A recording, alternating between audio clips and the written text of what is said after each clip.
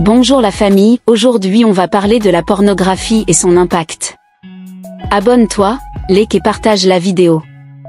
On commence. Imaginez-vous assis dans un café, écoutant une histoire qui pourrait bien transformer votre perception de la pornographie.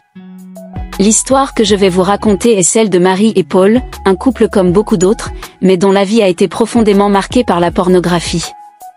Leur parcours nous aidera à comprendre les effets complexes de la pornographie sur les individus, les relations, et la société.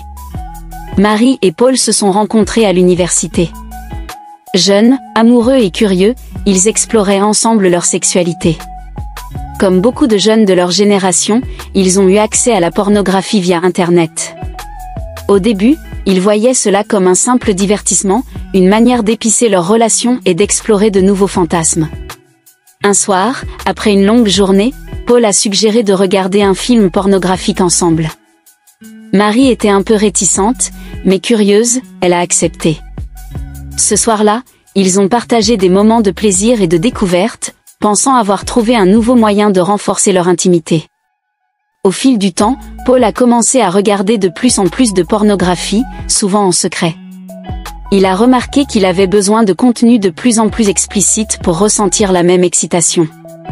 Ce comportement est un exemple de ce que les psychologues appellent la tolérance, un phénomène souvent observé chez les personnes qui développent une dépendance.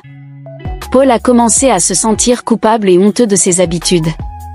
Il avait peur que Marie découvre son secret, ce qui a créé une distance émotionnelle entre eux. Marie, de son côté, a commencé à remarquer un changement dans leur vie sexuelle. Paul semblait moins intéressé par des relations intimes avec elle, et quand ils étaient ensemble, il semblait distrait. Un soir, après une énième dispute, Paul a avoué à Marie son problème avec la pornographie. Marie était dévastée. Elle se sentait trahie et insuffisante, pensant qu'elle ne pouvait plus satisfaire son partenaire. Ce moment de vérité a été un tournant dans leur relation. Ils ont décidé de consulter un thérapeute de couple. À travers les séances, ils ont appris à communiquer ouvertement sur leurs désirs et leurs frustrations. Le thérapeute a expliqué à Paul comment la pornographie pouvait créer des attentes irréalistes et influencer négativement sa perception de l'intimité réelle. Avec du temps et beaucoup d'efforts, Paul a réussi à réduire sa consommation de pornographie. Marie et lui ont travaillé ensemble pour reconstruire leur confiance et réinventer leur intimité. Ils ont appris à se redécouvrir et à apprécier les petites choses qui les rapprochaient. Paul a également rejoint un groupe de soutien pour les personnes luttant contre la dépendance à la pornographie. Partager ses expériences avec d'autres lui a donné la force de continuer sur la voie de la guérison. L'histoire de Marie et Paul est un microcosme de ce qui se passe dans notre société. La pornographie, bien qu'elle puisse être un outil d'exploration sexuelle pour certains, a des implications profondes et variées. Elle peut affecter la santé mentale, les relations de couple et même la perception des rôles de genre. Marie et Paul ont réussi à surmonter leurs défis grâce à la communication, à la thérapie et au soutien mutuel. Leur histoire illustre l'importance de comprendre les effets de la pornographie et d'aborder ce sujet avec ouverture et empathie.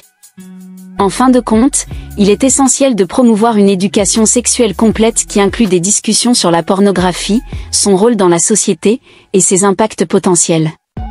Comme le montre l'histoire de Marie et Paul, une approche équilibrée peut aider à minimiser les risques tout en respectant les choix individuels. En tant que leader, nous devons encourager ces conversations pour créer une société plus consciente et responsable.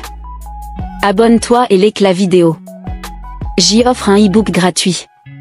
De conseils des adultes. Cliquez dans la bio ou en description.